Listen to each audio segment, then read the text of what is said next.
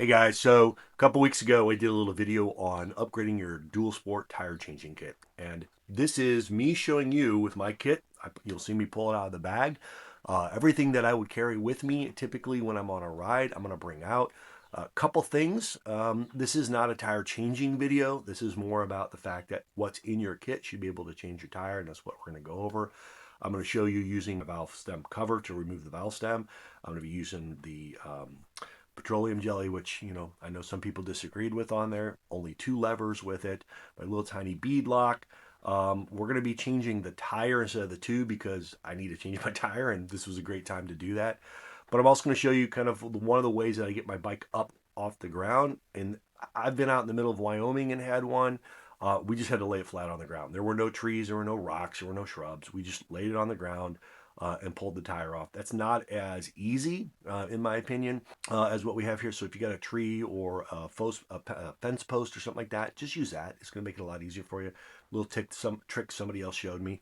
Also, if you're in the St. Louis area or around that area, we've started putting back on some classes. Anything from, honestly, from a 300 to a 1300, you can come out and ride with us. We're doing half day little practice things that's more based on let's go over a couple skills. Let's go out into the trails. Let's try it out. We're down at St. Joe State Park by Farmington, Missouri. So if you want to come out and join us, you got a day or whatever, check on my page, and which is Steve Vandenhoek on Facebook. And then you can see what's going on and when they're at. I usually will carry a little strap, just tie stuff down. But the other reason is for this. Put the kickstand down and let's take a look. So we want to get this tire up off the ground. What we can do is roll the bike like so, then mount it to here. So let's get this over.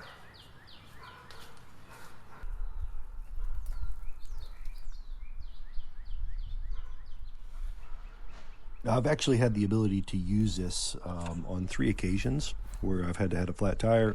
Here in Missouri, we're able to actually just kind of find trees everywhere, and so just mount it up to that. Of course, I'd recommend you loosen the nut before you actually start the process. Now, I do keep an extra core remover in my bag, but here we are using the valve stem cap and core remover combo, and you'll hear the hiss of that valve. Make sure it's a metal one and not a plastic one. So I'll put the valve stem and the valve stem tool in my pocket along with any nuts. And that's because even if you put it on a towel, I've had too many times where I bump the towel and they go flying. And trust me, it is hard to find this stuff in a gravel road or a dirt road.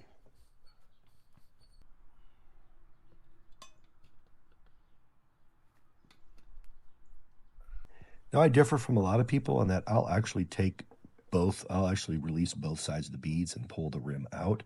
A lot of people will just release one side of the bead, reach in there, grab the tube, pull it out, shove another one in. But I've had nothing but problems getting the stem back in that hole. And yeah, they make tools for it, but I generally end up scraping my knuckles several times and spraining a wrist or something like that. It's just not worth it to me anymore. So this is my method. Now, I should add at this point 2 things to remember. One, before you actually take the tire off the bike and off the rim, check to make sure that your valve stem didn't come loose. I have actually had that happen. So I always recommend first try filling it up with some air. If that doesn't work and it doesn't hold, we'll then go through the process of taking it off. The second thing that I like to make a recommendation on, don't forget to check the inside of the tire to make sure that if something did puncture it, that you've actually removed that. I have forgotten that step, put a brand new tube in, and had it repuncture immediately. So always double check the inside of your tire to make sure there's nothing that's going to injure it or cause you to have to do it again.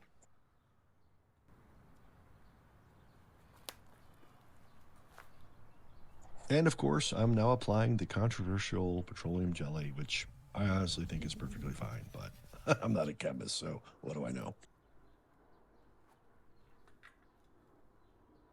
This is the step that has saved my hands. At this point, I go ahead and pull the inner tube out just a little bit, insert the valve stem into the hole, and put the nut on it so that I can actually get that to come out far enough I can add the air compressor or the CO2 canister to it to fill up. This keeps things in place, and I'll actually tighten it all the way down at the very beginning to actually make sure the valve stem doesn't come in sideways, which if you only do lightly or loosely will actually end up happening probably 30% of the time. If you've watched anyone install a tire repeatedly, they're going to tell you the same thing over and over and over, and that is to make sure that the bead gets into the center of groove so that you actually have room for the tire to shift. I will tell you, it takes a while to get and grasp that concept and get it to know where it needs to be at. You'll see me struggling on this tire multiple times to get there. If you happen to have a bead lock on like this, it's real important at this step before you try to do anything else to make sure that we kind of wiggle back and forth and lift that tire back up over the rim. That way we can push the bead lock up and then set it back down in and lock into place. It makes it super easy to walk it like this. Now, when I'm putting the second bead on, which is going to be the harder one, this is the point where I generally will start right of the valve stem, and I like to put my bead buddy into that little section about 3 to 4 inches right of the valve stem. For some reason, I find this to be a lot easier. I also happen to have my rim lock across from my valve stem and a little bit further, and that way I get a good chunk of tire on before I have to deal with that and move to the next section. You don't want the last bit of your tire to put on be at the bead lock itself. You want that to be probably 6 inches on either side of that bead lock.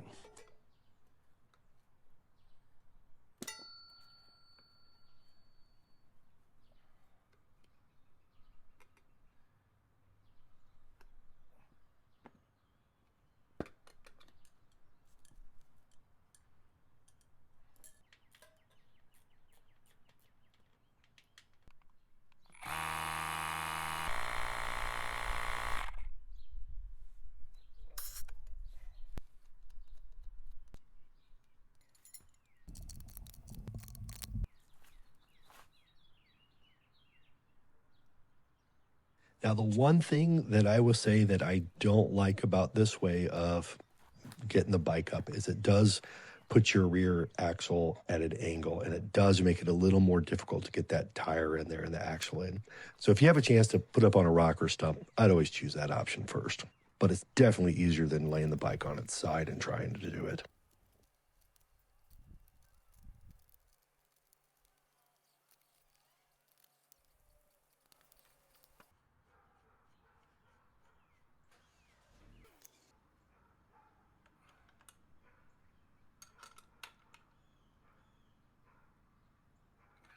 Well, thanks for hanging out with me this long. As you can tell, changing the tire with the tools that I have in my kit, using my surrounding to help keep the bike up and be able to do this by myself.